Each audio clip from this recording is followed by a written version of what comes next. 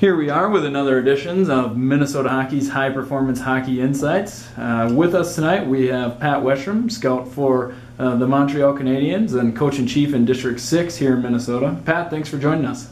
Thank you for having me. All right, first question here tonight is what advice would you have for parents getting their kids involved at like 8 and under level in terms of development? Well, for me, the first thing I look at is just keep in mind that these are little kids. And the reason they're playing sports in general is to have fun and be with their friends. So be patient in their development and their growth. Let them be well-rounded individuals, but have a lot of fun. For me, if at any time, if I'm ever looking at trying to get some kind of development, and if you're going to spend any money, I recommend you get a skating instructor just to work on the fundamentals. Many of us coaches and scouts, we always look at it. As the kids get older, if you give me players that are skilled skaters with some hockey sense, I can play and have any system, the kids are going to show a lot of skill levels. So, one thing I was doing with my son Eric, he's got little Ethan, he's 4 years old and he didn't want to go on the rink. And I don't know if you saw these little bikes with no training wheel or no pedals on them. Well, Ethan was learning how to ride the bike, and that's where you get on and sit and use your feet. So my son Eric came up with the idea, he put rollerblades on. So he started doing that with rollerblades, and this past year he didn't want to go on the ice rink in the park down.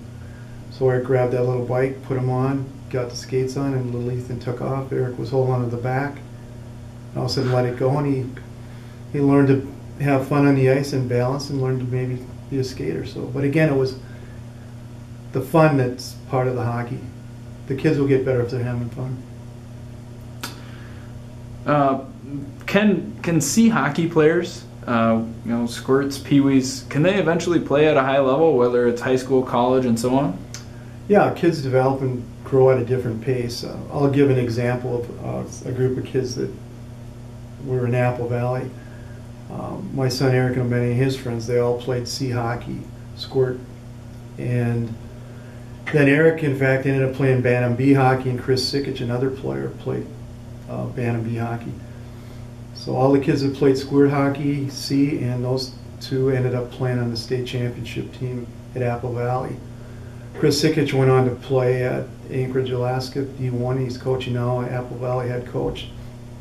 My son Eric ended up playing at the University of Minnesota, playing for the Wild, going over to Europe and playing on the U.S. team. So there's a C/B player that continued to grow. Again, the thing is to be patient and give the kids the opportunity, and they can if they have it in their heart and the desire, they can overcome any obstacles. Now, when you're scouting, how much do you pay attention to if or how many other sports a kid or a prospect may play? It's a good question. Numerous scouts we've talked about this, like Mike Antonovich for one, who played with me at the University of Minnesota Fighting Saints. We kind of kid around because when we grew up we were multi-sport athletes, and we're starting to find the kids that are playing hockey 365 days a year. They don't have that athleticism, and for me sometimes they lose the hockey sense, the sense of where to go and when to be, because they haven't played other sports. For example, baseball, you got to look at angles, how you cut things off. Football is good balance, knowing how to take a hit, visualization, seeing things coming from you. Lacrosse, the same thing, hand-eye coordination. Again, my son Eric, to bring him in, he played tennis in high school, he wrestled as a third grader, he played soccer, he played football, he played in numerous baseball teams.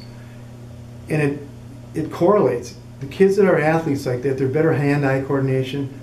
Again, they also get a chance to develop their muscles at different stages. If you're always using the same muscles and the same thought process 365 days a year, you're going to get tired, and it's going to be wearing out. And what we see as scouts is they don't love the game of hockey anymore. So I'm looking down at the ice, it's a body language thing. They're kind of moping around, they don't care. For us, it's a burnout situation.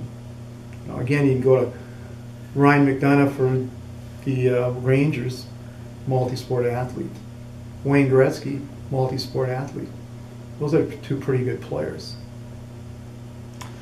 One of the quick answers or things that you hear from parents in relation to the multi-sport is, well, my kid just really loves to play hockey, and he's playing other sports too, but what's wrong with playing all year?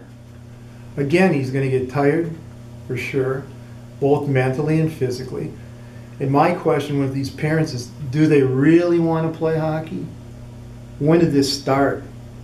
Did this start when they're 5 years old and they kept forcing them in to play hockey where they didn't get a chance to play the other sports?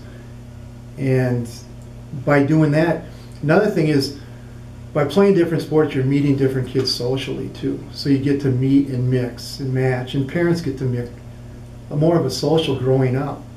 And I think that's another issue we have to take care of as we strive for 365 days a year.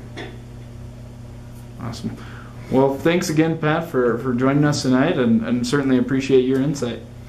Thanks, Derek. Appreciate it.